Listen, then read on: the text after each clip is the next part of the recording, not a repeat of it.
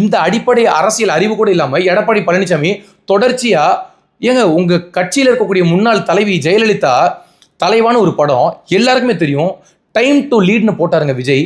அந்த ஒரு வாக்கியத்தை போட்டதுக்கு விஜய் எந்த அளவுக்கு இன்னல்களை சந்திச்சாருன்றது எல்லாருக்குமே தெரியும். வெறும் டைம் டு லீட்னு போட்டதுக்கு விஜய் அந்த அளவுக்கு தொந்தரவு பண்ணாங்க. உங்க கட்சி சார்ந்தவர்கள் தான், உங்க முன்னாள் தலைவி தான். ஆனா நீங்க இன்னைக்கு விஜயோட கொடியை பார்த்து சொல்றீங்க கொடி பறக்குதா, வெகு விரைவில் கூட்டணி அமைக்கப்படும்னு கெஞ்சிட்டு இருக்கீங்க. அவர் உங்களை மதிக்கவே மாட்டேங்கிறாரு. விடாம விடாப்படியா கெஞ்சிட்டு இருக்கீங்க. இப்ப இந்த விஷயத்தை வச்சுதான் இருக்கக்கூடிய அரசியல் விமர்சகர்கள்னு பேசக்கூடிய புரோக்கர்கள் இருப்பாங்கல்ல, அவங்க எல்லாருமே என்ன சொல்றாங்கன்னா, விஜய் கூட்டணிக்குள்ள போக போறாரு, பேசி முடிச்சுட்டாங்க, 70 சீட்டு பேசிட்டாரு, 80 சீட்டு பேசிட்டாரு, 90 சீட்டு பேசிட்டாரு, டெப்டி சிஎம் பேசிட்டாரு, டெல்லியில போய் அவரை சந்திச்சிட்டாரு, குருமூர்த்தியை சந்திச்சிட்டாரு, இவரை சந்திச்சிட்டாரு, இப்படி ஏகப்பட்ட கட்டுக்கதைகளை எடுத்து அவிழ்த்து விட்டுட்டு இருக்காங்க. இது எல்லாமே அவங்களுக்கு கொடுக்கப்பட்ட அசைன்மெண்ட்.